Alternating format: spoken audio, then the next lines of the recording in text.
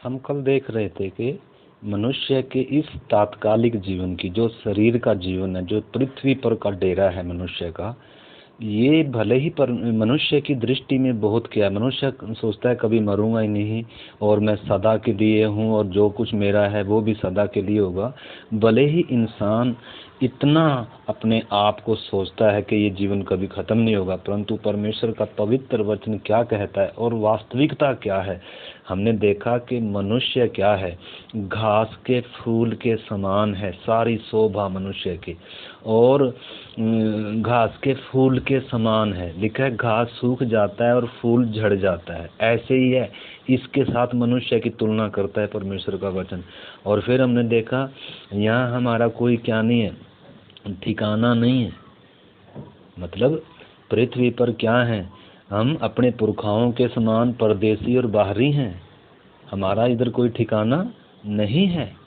आ रहे हैं लोग और जा रहे हैं, किसी का ठिकाना। बड़े बड़े आकर चले गए, जो विश्व विजेता हुए, जिन्होंने दावा किया कि मैं ही क्या हूँ, तो वो सब क्या हो गए, चले गए। ऐसे जैसे छाया ढल गई हो, ऐसे जैसे घास मुरझा गई हो, जैसे फूल क्या हो गया हो, झड़ गया हो। और फिर हमने देखा कि भाप के समान है।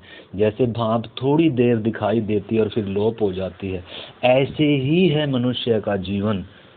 यही है मनुष्य का जीवन। हम देख रहे थे कल लूका 12 अध्याय में एक धनवान व्यक्ति का बहुत उपज हुई, और जब उपज हुई तो वो कहता है भाई मेरे पास इतना हो गया, अब मैं क्या कर लूँगा, इसको जमा कर लूँगा, इसको जोड़ लूँगा। अपनी जो छोटी मेरी बाखरियाँ हैं, जो जमा करने की जो कोठरियाँ, उनको मैं क्या करूँगा, तोड़कर बड़ी बनाऊँगा और उसमें जमा करूँगा। और फिर मैं कहूँगा हे मेरे प्राण, खा पी सुख से रह, आनंद कर, क्योंकि तेरे पास बहुत वर्षों के लिए क्या है, धन संपत्ति रखी है। उसी दिन उसी समय आवाज आई, परमेश्वर कहता है हे मूर्ख, आज ही रात तेरा प्राण तुझसे ले लिया जाएगा, फिर ये किसका होगा। तो इसलिए प्रभु ने कहा एक व्यक्ति का जीवन उसकी धन संपत्ति से नहीं होता, उसके वैभव से नहीं होता। ये तो छाया के समान है, ये तो ढलने वाली चीज है, परंतु वास्तव में अनंत जीवन पाना, स्वर्गीय जीवन पाना, अमरता पाना है वास्तविकता में। वो है कितना कीमती, प्रभु ने बताया। इसलिए प्रभु ने तुलना करी कि स्वर्ग का राज्य एक खेत में छिपे हुए धन के समान बहुत कीमती है, और उसके मुकाबले इस संसार का जो भी कुछ है वो क्या है, तुच्छ है, उसकी कोई कीमत नहीं है। लिखा है जिस किसी ने पाया वो स्वर्गीय राज्य है, और मारे आनंद के अपना सब कुछ बेचकर क्या कर लिया, मोल ले लिया। फिर हमने मोती का उदाहरण देखा, किसी ने बहुमूल्य मोती को पाया और सब कुछ बेचकर क्या कर लिया, वो खरीद लिया। तो प्रभु बता रहा है कि इस जो जीवन का, जो ये तात्कालिक है, ये थोड़े समय की, इसकी कोई कीमत नहीं है। और जो अनंत जीवन है, जो आत्मिक और परमेश्वर का जीवन है, जो परमेश्वर का राज्य है, वो कितना कीमती और कितना बहुमूल्य और कितने आनंद का विषय है। उसके सामने इस पृथ्वी का कुछ सुख या पृथ्वी का धन दौलत क्या है, कोई मायने नहीं रखता है। ये थोड़े समय के लिए इंसान है। इंसान अभी कितने लोग, अभी हम कल भी बता रहे थे कि सुशांत है वो फिल्म एक्टर, वो दवाई खाकर मरे। कितना नाम, कितना आदर, कितना सम्मान था, पैसा धन दौलत सब कुछ है, परंतु एक छाया के समान ढल गया, घास के समान, फूल के समान मुरझा गया। इधर किसी का ठिकाना नहीं, भाप के समान है इंसान। फिर भी इंसान इतना घमंड करता है, फिर भी इंसान कितना फूलता है। इसलिए परमेश्वर का वचन क्या कहता है, एक वचन और आज हम पढ़ेंगे, जबकि हम देख रहे हैं कि यहाँ मनुष्य को कोई ठिकाना नहीं है। अय्यूब 4 अध्याय, अय्यूब की पत्री पुराने नियम में से 4 अध्याय और उसका 19 वचन भी आज हम पढ़ेंगे। आगे परमेश्वर का वचन क्या कहता है, मनुष्य के जीवन की तुलना किन चीज़ों से करता है परमेश्वर का वचन। 4 अध्याय का 19 वचन हम पढ़ेंगे। फिर जो मिट्टी के घरों में रहते हैं, इधर लिखा है फिर जो मिट्टी के घरों में रहते हैं और जिनकी नींव मिट्टी में डाली गई है, और जो पतंगे के समान पिस जाते हैं उनकी क्या गणना। इधर लिखा है जो मिट्टी के घरों में रहते हैं, ये शरीर भी एक मिट्टी के घर है, ये छोड़कर जाना है। ये शरीर नहीं है सब कुछ, ये सिर्फ रहने का तात्कालिक एक घर दिया है परमेश्वर ने, इसकी एक सीमा है। ये जब इंसान पैदा होता है उसके बाद इसके दिन घटने घटने घटने क्या शुरू हो जाते हैं। इंसान सोचता है, बच्चा सोचता है मेरी उम्र बढ़ रही है, बढ़ नहीं रही, वास्तव में क्या होती जा रही है, घटती जा रही है और मौत के करीब आते जा रहे हैं। मौत एक हकीकत है और एक दिन आप स्वप्न सा ठहरेंगे, छाया के समान ढल जाएंगे। मिट्टी के घरों में रहते हैं लिखा है, हमारी नींव मिट्टी में। परमेश्वर ने इंसान को मिट्टी का बुत बनाकर उसके अंदर अपने जीवन का श्वास फूका, आत्मा और प्राण रचकर परमेश्वर ने इंसान के अंदर डाला। मनुष्य बंदर से बना नहीं है, बंदर का विकासवाद नहीं है इंसान। आज इंसान पढ़ लिख कर मूर्ख बन गया जो कहता है हम बंदरों की संतान है। आज इंसान को मालूम नहीं है मेरा सृजनहार कौन है। परमेश्वर का पवित्र वचन क्या कहता है, गधा तो अपने मालिक को, बैल तो अपने मालिक को पहचानता है और गधा अपने स्वामी की चरनी को पहचानता है, परंतु इंसान अपने सृजनहार को नहीं पहचानता। अपने हाथ के बनाकर पुतों को वो ईश्वर बोलता है, उनकी उपासना करता है जो न देखते, न सुनते, न चलते, न फिरते हैं, न कुछ कर सकते हैं। और सृष्टि की उपासना करता है, नदियों की, नालों की, पहाड़ों की, पर्वतों की क्या करता है इंसान, जानवरों की, चौपाए वाले जंतुओं की क्या करता है इंसान, आराधना करता है। कहीं न कहीं इंसान क्या है, भटक गया, इसको अज्ञान है, इसको मालूम नहीं है मेरा परमेश्वर कौन है। ये तो बस इस संसार का, इसको जहां भी धन दौलत मिलेगा, जो भी इसको धन दौलत दे देगा, इसके लिए वही परमेश्वर है। ये गधे घोड़े को भी परमेश्वर मानने के लिए तैयार है। आज का इंसान ही नहीं, इंसान जब से पाप में गिरा, जब से इंसान परमेश्वर से अलग हो गया, तब से इंसान भटक गया, इसने अपने अपने मार्ग लिए।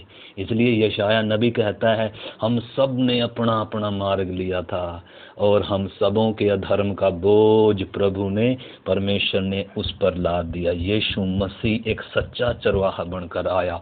जब हम सब भेड़ों की नाई भटके हुए थे, हम सब ने अपना अपना मार्ग लिया था, उस समय परमेश्वर मनुष्य होकर इस संसार में खोए हुओं को ढूंढने और उनका उद्धार करने के लिए आया। प्रभु ने कहा, प्रभु यीशु कहता है मैं खोए हुओं को ढूंढने और उनका उद्धार करने के लिए जगत में आया हूँ। मैं इसलिए आया हूँ ताकि वे जीवन पाएं और वो जीवन बहुतायत का जीवन हो। तात्कालिक जीवन देने के लिए, इस संसार का कूड़ा कबाड़ धन दौलत देने के लिए प्रभु यीशु नहीं आया।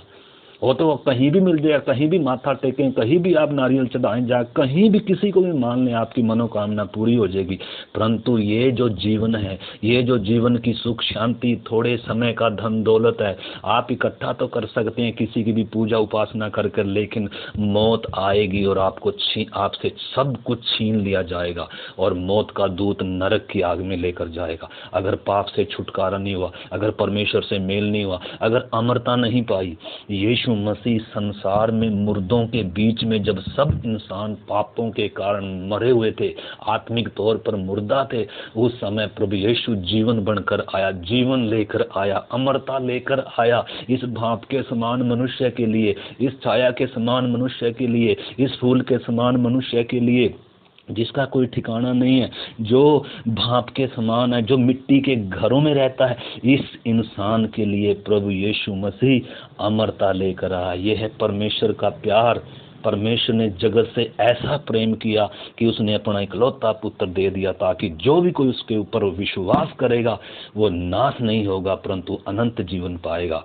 हम 2 तिमोथी और 1 अध्याय और 10 वचन में पढ़ सकते हैं। उसमें प्रभु यीशु मसीह क्या लेकर इस जगत में आया। 2 तिमोथी उसका हम पढ़ेंगे 1 अध्याय और 10 वचन हम पढ़ते हैं। प्रार्थना के साथ हम सब इन वचनों को सुन सकते हैं।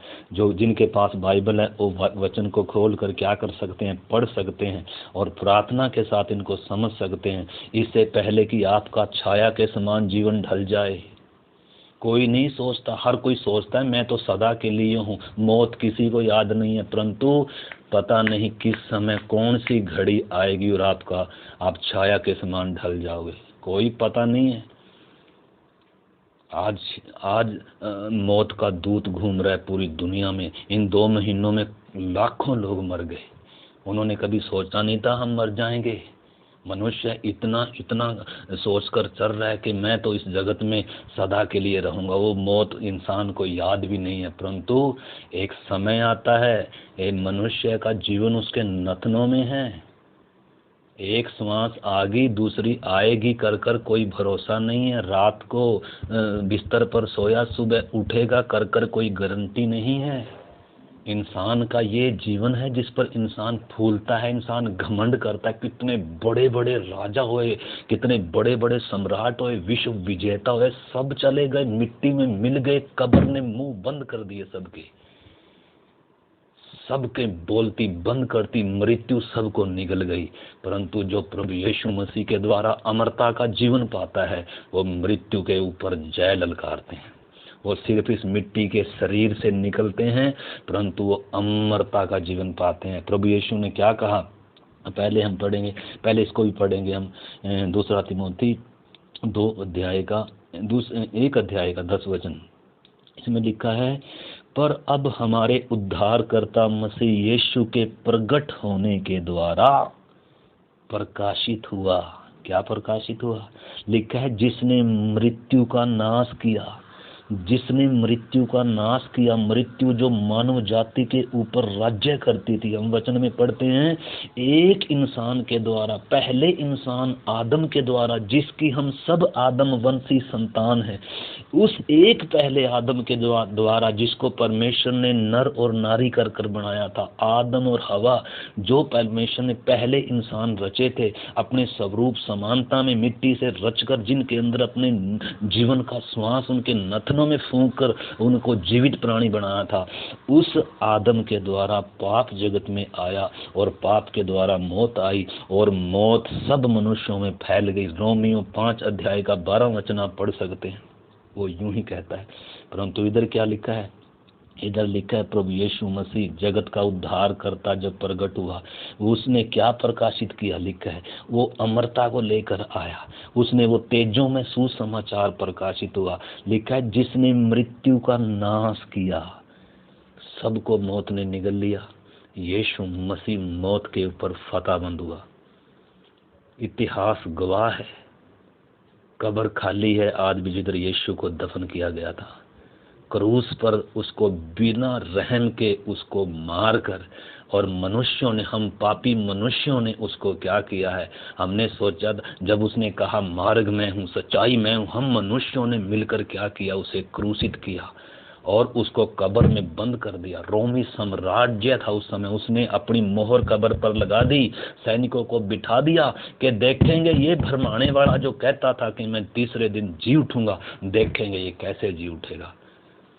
इतिहास गवाह है, तीसरे दिन प्रभु यीशु मसीह, कब्र खुल गई, पत्थर हट गया और वो जो पहरेदार थे सब क्या हो गए? सब क्या हो गए? दहशत में आ गए। और प्रभु यीशु मसीह अपने वचन के अनुसार, कहे के अनुसार तीसरे दिन मरों में से जी उठा। लिखा है, उसने मृत्यु का नाश किया। बड़े बड़े गुरु, बड़े बड़े जितने भी संत दुनिया में आए, सबको मौत ने निगल लिया। ये क्या चीज दर्शाती है? कि इंसान, पाप की मजदूरी मौत है, मौत से इंसान बच नहीं सकता। परंतु प्रभु यीशु मसीह निष्पाप था, वो हम पापी मानव जाति के लिए मरा। ये सबूत है कि वो मुर्दों में से क्या हो गया? जी उठा। और इस चीज का प्रमाणित किया परमेश्वर ने उसको मुर्दे मुंह से जिलाकर कि उसकी मौत नहीं थी, वो हम पापियों की मौत थी, हमारे बदले वो मरा। वो निर्दोष और निष्कलंक था। सबूत क्या है? वो स्वयं परमेश्वर था। वो तीसरे दिन मरे में से जी उठा और जी उठकर दोबारा नहीं मरा वो, और गुप्त छुप में कहीं छिप नहीं गया वो। लिखा है, सबके देखते देखते 40 दिन जिंदा होने के बाद 40 दिन रहा, सबूत दिए अपने चेलों को, पक्के प्रमाण दिए, उनके साथ खाया पिया और आज्ञा दिया उनको कि स्वर्ग और पृथ्वी का सारा अधिकार मेरे पास है, इसलिए तुम जाओ, सारे जातियों में जाओ, पृथ्वी की छोर तक जाओ और सबको ये शुभ संदेश बताओ। कि संपूर्ण मानव जाति के लिए मैंने कीमत दे दी है। अब जो कोई मुझ पर विश्वास करेगा, मेरे बलिदान पर विश्वास करेगा, मुझे उद्धारकर्ता कर कर स्वीकार करेगा, वो कभी नाश नहीं होगा, अनंत जीवन पाएगा। इसलिए चेलों को यीशु ने आज्ञा देकर भेजा। यीशु मसीह का एक चेला हमारे हिंदुस्तान में आया, थोमा हिंदुस्तान में आकर शहीद हुआ और हिंदुस्तान में यीशु मसीह का, परमेश्वर का प्रेम लेकर आया। आज लाखों लाख लोग उद्धार पाया, जीवन पाया, परमेश्वर के प्यार को उन्होंने चखा। तो इसलिए भले ही आज सरकारें जो राजनीति करती हैं या इंसान जो बेचारा मालूम नहीं है, वो भले ही आज क्या करते हैं, प्रभु यीशु मसीह के शुभ संदेश को उनसे क्या करते हैं, रोकने का प्रयास करते हैं। इसको एक धर्म का नाम दे दिया। निश्चय है ईसाई एक धर्म है, निश्चय है वो भी यीशु को मानते हैं, निश्चय है कि वो भी क्या है, वो एक धर्म उन्होंने बनाया है। परंतु प्रभु यीशु कोई धर्म बनाने नहीं है। मसीहत अलग है, धर्म अलग है। मैं मसीह धर्म की बात नहीं, मैं ईसाई धर्म की बात नहीं करता, मैं मसीहत की बात करता हूँ। मैं एक मसीही हूँ, मैं ईसाई नहीं हूँ। मेरा धर्म नहीं बदला। हम धर्म सब अच्छे हैं, ईसाई धर्म अच्छा है, हिंदू धर्म, मैं हिंदू धर्म से आज भी क्या संबंध रखता हूँ। गर्व है मुझे अपना हिंदू होने का। परंतु हिंदू होने का मतलब ये नहीं है कि मैं अंधकार में जीऊँ, मैं निर्जीव वस्तुओं की उपासना करूं और जो ईश्वर नहीं है मैं उनकी उपासना करूं। मैं प्रभु यीशु मसीह को अपना व्यक्तिगत प्रभु और उद्धार करता मैंने स्वीकार किया। मैंने स्वीकार किया यीशु मसीह मेरे गुनाहों के लिए बलिदान हुआ, मैंने अपना जीवन उसे दिया है और उसने मुझे मृत्यु के दंड से क्या कर लिया। अभी जब मेरे शरीर में से प्राण और आत्मा निकलेगी, मैं किसी तड़पने के स्थान में नहीं जाऊंगा। अभी मैंने अमरता पाऊंगा नहीं, अमरता पा लिया। यीशु ने क्या कहा, यीशु ने उसमें देखेंगे, अभी हम वचन पूरा पढ़ते हैं। इसमें लिखा है कि उसने मृत्यु का नाश किया और जीवन और अमरता को इस सुसमाचार के द्वारा, इस क्रूस के सुसमाचार के द्वारा हमारे ऊपर क्या कर दिया, प्रकाशित कर दिया। यीशु ने मृत्यु का नाश किया, अमरता और जीवन को क्या किया, इस वचन के द्वारा, इस सुसमाचार के द्वारा प्रकट किया। जो इस सुसमाचार पर, इस क्रूस की कथा पर विश्वास करता है ना, उसके लिए परमेश्वर की ये क्रूस की कथा क्या है, यीशु मसीह की क्रूस की कथा, ये उसके लिए सामर्थ है परमेश्वर की, जो उसको मौत से छुड़ाता है, जो उसको अंधकार से छुड़ाता है, जो उसको पाप के बंधनों से छुड़ाकर आजाद करता है और स्वर्गीय आनंद से भर देता है। हमने समझना है। इसलिए तीमुथियुस पहला अध्याय और उसका 15-16 वचन हम पढ़ते हैं। पौलुस क्या कह रहा है, यह बात सच और हर प्रकार से मानने के योग्य है कि प्रभु यीशु मसीह पापियों का उद्धार करने के लिए जगत में आया। क्या कह रहा है, कह रहा है यह बात सच और हर प्रकार से मानने के योग्य है कि मसीह यीशु पापियों का उद्धार करने के लिए जगत में आया। वो कोई धर्म स्थापित करने नहीं आया। यीशु मसीह कोई दुनिया को कूड़ा कबाड़ देने और कोई रीति रिवाज देने नहीं आया, जैसे आज बहुत सारे क्या कर रहे हैं। हम सब धर्मों का आदर करते हैं, सम्मान करते हैं, अच्छी शिक्षा देते हैं। ये भी जरूरी है, अच्छी शिक्षा, समाज चलना है तो अच्छी शिक्षाएं चाहिए। गुरु लोग हैं, अच्छी शिक्षा दे रहे हैं, दारू ना पियो, ये ना करो, वो ना, वो अच्छी बात है, वो पूरा प्रयास कर रहे हैं ताकि इंसान बुराई की तरफ ना जाए। परंतु प्रभु यीशु मसीह ने शिक्षा ही नहीं सिर्फ दिया, यीशु मसीह के उपदेश पढ़कर देखो यीशु ने क्या शिक्षा दिया। और यीशु मसीह ने अंत में समस्त पापियों के लिए अपना प्राण दिया। कोई पापी के लिए मरेगा नहीं, कोई मर नहीं सकता। मरेगा भी तो उसकी मृत्यु स्वीकार नहीं होगी, उसका बलिदान स्वीकार नहीं होगा, क्योंकि वो खुद पापी है, वो तो अपनी मौत मरेगा। परंतु यीशु मसीह निर्दोष था, निष्कलंक था।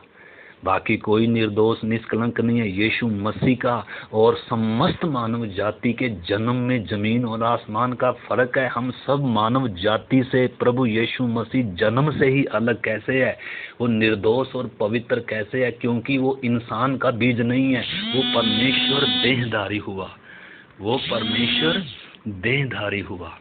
वो कोई इंसान नहीं था, वो कोई इंसान की बीज नहीं था, वो परमेश्वर स्वयं था। वो वचन, जिस वचन के द्वारा सृष्टि का निर्माण हुआ, वो वचन देहधारी हुआ।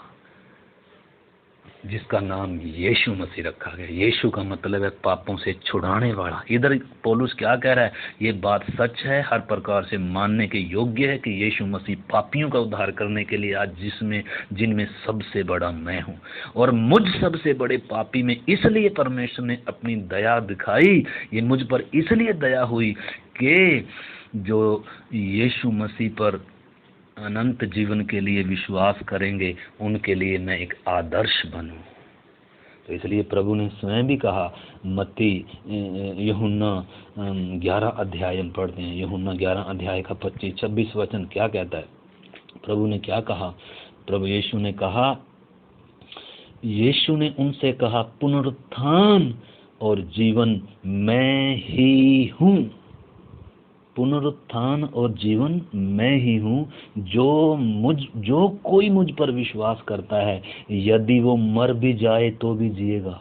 इसका मतलब मनुष्य की भाषा में लिखा है, यदि कोई मर भी जाए, क्योंकि मनुष्य किसको मरना सोचता है, इस शरीर में से जब प्राण आत्मा निकल गया इंसान सोचता है मर गया। वास्तव में मरा, ये मौत नहीं है बाइबल की भाषा में। इसको क्या बोलते हैं, इसका तो शरीर में से निकास बोलते हैं आत्मा प्राण का। यीशु कह रहा है जो मुझ पर विश्वास करता है ना, इस शरीर में से निकलने के बाद भी क्या करेगा, वो जिएगा। जीने का मतलब है अनंत काल के लिए वो परमेश्वर के जीवन में क्या हो चुका है, प्रवेश कर चुका है, मृत्यु के पार हो चुका है। वो मृत्यु वास्तव में क्या, हमने पिछले दिनों देखी, अनंत काल की वो तड़पने की आग है, उसको वो है असली मौत।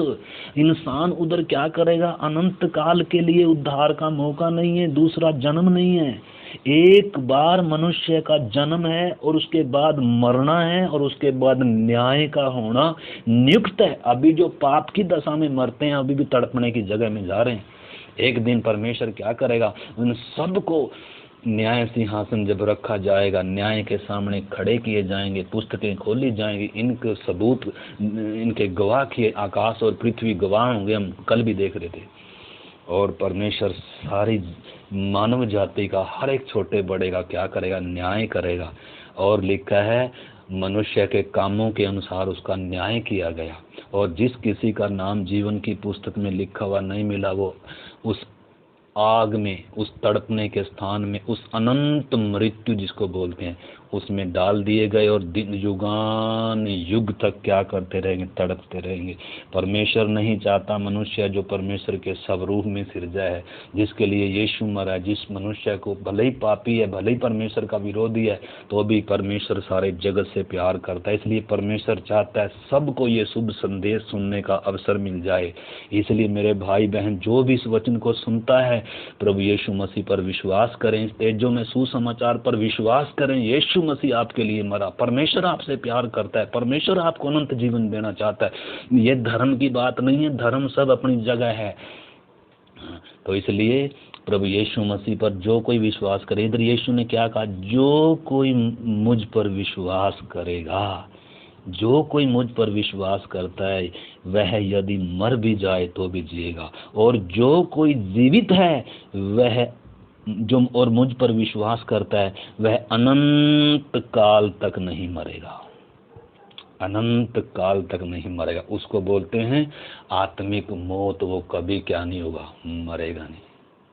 तो इसलिए मेरे प्यारे भाई बहनों, जो भी कोई इस वचन को सुनता है, आपने समझना है आप घास के समान हैं। अगर अनंत जीवन नहीं पाया, आप फूल के समान हैं। घास सूख जाएगी थोड़ी देर में, फूल झड़ जाएगा थोड़ी देर में, और फिर आप छाया के समान हैं। आपके पुरखाओं चले गए, बहुत सारी दुनिया आई, सब चले गए, आपकी बारी है अगली। यहाँ कोई ठिकाना नहीं है, परदेसी हैं पृथ्वी पर, हम बाहरी हैं। और फिर हमने देखा भाप के समान है, जो थोड़ी देर दिखाई देती है फिर लोप हो जाती है। फिर हमने देखा मिट्टी के घरों में रहते हैं। ये जो शरीर है ना, ये लोहे का नहीं है, ये परमेश्वर ने मिट्टी से बनाया ताकि इंसान घमंड ना करे। मिट्टी है ये, मिट्टी मिट्टी में मिलने वाली चीज है। लेकिन आप असली, आपका जो व्यक्तित्व है वो है आपका प्राण, आपकी आत्मा। मिट्टी में से निकलने के बाद इस मिट्टी में दर्द नहीं होगा, इस मिट्टी में नहीं कुछ भी होगा। चाहे इसको जलाओ, चाहे इसको दफन करो, जो मर्जी करो, इसमें दर्द किसको होता है? दर्द वास्तव में हमारे प्राण में है, हमारी आत्मा में। जो हमारा असली व्यक्तित्व है वो अनुभव करता है आनंद को, वो अनुभव करता है पीड़ा को, वो अनुभव करता है तड़पना को। तो इसलिए प्राण और आत्मा को सजा मिलेगी, शरीर को नहीं।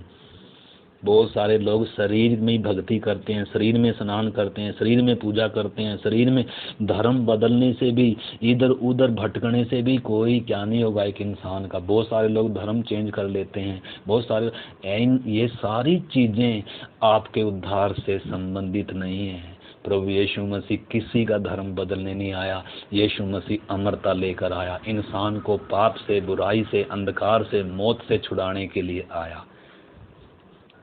इधर वो यीशु मसीह कह रहा है जो मुझ पर विश्वास करेगा वो अनंत काल तक कभी नहीं मरेगा। तो इसलिए मेरे प्यारे भाई बहनों, हमने समझना है। एक वचन और हम पढ़ सकते हैं यशाया नबी की किताब में से, पुराने नियम में यशाया नबी 2 अध्याय, जो जिनके पास परमेश्वर का वचन है वो वचन खोल कर पढ़ सकते हैं। मैं कोई अपनी कथा कहानी नहीं सुना रहा हूँ, ये परमेश्वर का पवित्र वचन है जो अटल है, जो बिना पूरे हुए टलेगा नहीं। यशाया नबी की किताब 2 अध्याय और 22 वचन में लिखा है, इसलिए तुम मनुष्यों से परे रहो जिसकी श्वास उसके नथनों में है, क्योंकि उसका मूल्य है ही क्या। वचन में लिखा है मनुष्य का श्वास उसके नथनों में है, उसका मूल्य है ही क्या। नथनों में का मतलब एक श्वास आई है, अगली आएगी कर कर कोई क्या नहीं है। इंसान कितना घमंड करता है अपने जीवन पर। अरे भाई, एक सांस आई आगे अगली आएगी कर कर कोई क्या नहीं है, कोई भरोसा नहीं है। आप तात्कालिक जीवन दिया है इस पृथ्वी पर परमेश्वर ने, और ये जीवन इसलिए नहीं दिया कि आप अनंत काल के लिए उस रास्ते को चुने जो तड़पने का होगा। परमेश्वर ने ये जीवन आपको इसीलिए दिया ताकि आप अनंत काल के उस जीवन का चुनाव करें, आप परमेश्वर को पहचानें। आपको परमेश्वर ने बड़े उद्देश्य से सिरजा है। आपको जानवरों की तरह खा कमा कर इधर धन जोड़ कर जाने के लिए नहीं है। इंसान को परमेश्वर ने बड़े ऊंचे उद्देश्य से सिरजा है। इसलिए मेरे प्यारे भाई बहन, आपको परमेश्वर बहुत प्यार करता है। इससे पहले कि आप मुरझा जाएं, फूल के समान झड़ जाएं, घास के समान सूख जाएं, भाप के समान आप उड़ जाएं, मेरे प्यारे भाई बहनों, प्रभु यीशु मसीह अमरता लेकर आया है। यीशु मसीह के बिना अनंत जीवन और कोई दे नहीं सकता। आपको पाप और मृत्यु से कोई छुड़ा नहीं सकता। यीशु मसीह ने कहा, मार्ग, सच्चाई और जीवन मैं ही हूँ, बिना मेरे द्वारा कोई परमेश्वर के पास नहीं जा सकता, कोई अनंत जीवन नहीं पा सकता। यीशु ने दावा किया, जो मुझ पर विश्वास करता है वो अनंत काल तक नहीं मरेगा। ऐसा कोई गुरु दावा नहीं कर सकता। गुरु हमें 2 ज्ञान दे देंगे, ज्ञान 2 शब्दों से उद्धार नहीं होगा। आपके जीवन में, आपके मरी हुई आत्मा में जीवन आना है, और वो जीवन यीशु मसीह में है। वो जीवन यीशु मसीह। यीशु ने कहा, मार्ग, सच्चाई और जीवन मैं ही हूँ। मैं भी हूँ करके नहीं लिखा, यीशु ने कहा मैं ही हूँ। बिना मेरे द्वारा कोई भी क्या नहीं कर सकता, जीवन नहीं पा सकता, परमेश्वर के पास जा नहीं सकता, परमेश्वर को भी नहीं जान सकता। प्रभु यीशु मसीह ने मानव जाति के ऊपर, मनुष्यों के ऊपर परमेश्वर के प्रेम को प्रकट किया, परमेश्वर के उद्देश्य को प्रकट किया, और जितनों ने उस यीशु पर विश्वास किया, उस यीशु ने न केवल इस व्यक्ति को उद्धार दिया, पापों से छुटकारा दिया, अनंत जीवन दिया, बल्कि उस परमेश्वर की संतान होने का हक दिया। परमेश्वर के साथ इतना गहरा रिश्ता स्थापित किया प्रभु ने। ये करने के लिए वो आया था। वो धर्म बदलने नहीं आया। वो जैसे आज बहुत बड़े बड़े गुरु हैं, बहुत बड़े बड़े जगत में वो हैं, यीशु मसीह वो करने। यीशु मसीह कहता है, मैं सेवा टहल करवाने के लिए नहीं आया, मैं सेवा टहल करने और बहुतों की छड़ौती के लिए अपना प्राण देने के लिए आया। प्रभु यीशु मसीह में बाकी समस्त मानव जाति के जितने भी धार्मिक अगुए, उन सब से अलग है भाई साहब। ये बात हजम करनी पड़ेगी, ये सच्चाई है। एक वचन और आप मेरे साथ पढ़ें, भजन संहिता 78 अध्याय और उसका 39 वचन। भजन संहिता 78 अध्याय और उसका 39 वचन हम पढ़ते हैं। उसको स्मरण रहा कि ये नाशवान है, ये वायु के समान है जो चली जाती है और लौट नहीं आती। इधर देखना, इधर परमेश्वर का वचन इस मनुष्य के जीवन के लिए क्या कह रहा है? कह रहा है ये नाशवान है, ये वायु के समान है जो चली जाती है और लौटकर नहीं आती। ये वायु जैसे हवा चलती है वो वापस नहीं आती, लौट कर आती नहीं है। तो मनुष्य ऐसा ही है, नाशवान है, मिट जाता है, शरीर नाश हो गया, मिट्टी में मिल गया, लौट कर नहीं आएगा। उस इंसान के नाम में भूत प्रेत आकर बोलेंगे मैं फलाना हूँ, मैं फलाना हूँ। वो जो एक बार आया था वो भटकता हुआ फिरता नहीं है, वो किसी के घर में नहीं आएगा कुछ लेने के लिए, कुछ देखने के लिए मेरे कितने बच्चे हैं, मेरा कितना धन दौलत है और मेरा कितना। एक बार मरने के बाद इंसान लौट कर नहीं आता। वो भूत प्रेत हैं, वो दुष्ट आत्माएं हैं जो मरे हुओं का नाम लेकर हमें धोखा देती हैं। और हम धोखे में, हम भी धोखे में रहे कितने दिनों से। जब तक मैंने प्रभु को नहीं जाना, जब तक मैंने सच्चाई को नहीं जाना, तब तक भूत प्रेत आकर बोलते थे मैं तेरा दादा परदादा फलाना और ये और वो। हम क्या करते थे? वो अलग अलग ईश्वरों का नाम लेकर आता है, शैतान अलग अलग ईश्वरों का नाम लेकर आता है। मैं फलाना हूँ, मेरी इतनी भक्ति करो, मुझे इतना ये चढ़ाओ, मुझे इतना, और नहीं करेंगे तो वो दुख पहुँचाता है। इसलिए आज दुनिया ऐसे ईश्वरों को मान रही है, अगर उनकी उपासना नहीं करेंगे तो वो क्या भी करता है। तो शैतान के दो रूप हैं, एक तो अच्छे कर्मों के द्वारा वो दुनिया को धोखा दे रहा है, और एक चढ़ावे के द्वारा वो दुनिया से क्या करता है, डरा धमका कर लोगों को धोखा दे रहा है।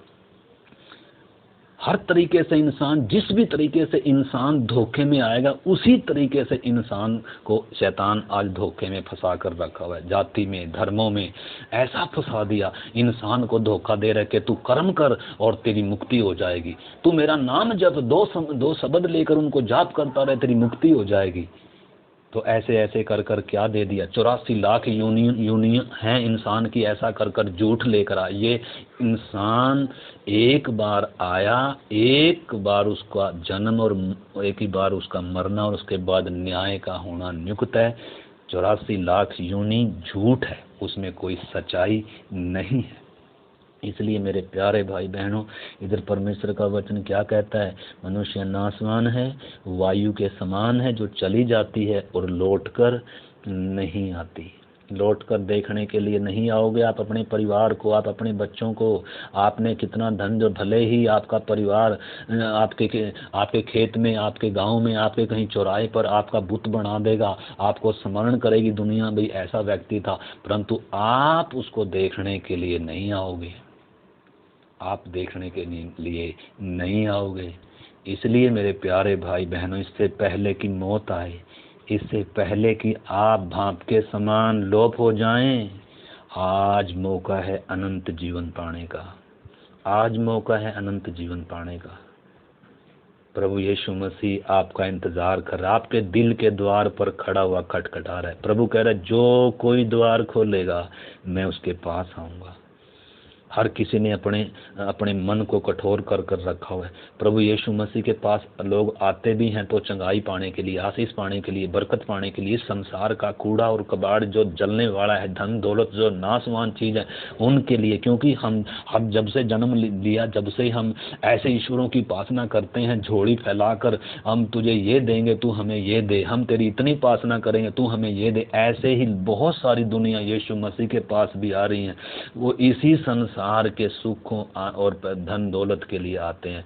परंतु प्रभु यीशु मसीह ये चीजें देने के लिए इंसान को नहीं आया। ये तो और बहुत दुनिया दे रही है। ये तो आप कहीं भी जाकर उपासना कर लो, तपस्या कर लो, पुण्य दान दक्षिणा या भेंट चढ़ा लो, नारियल फोड़ लो, आपको गुरुजी भी क्या करेंगे? नशे से छुड़ा देंगे या आपको अच्छी शिक्षा दे देंगे, परंतु आपको मौत से नहीं छुड़ा सकते, आपको पाप के गुलामी से नहीं छुड़ा सकते, आपको अंधकार से नहीं छुड़ा सकते, आपको स्वर्गीय जीवन नहीं दे सकते। मेरे प्यारे भाई बहन, कान खोलकर सुन लें।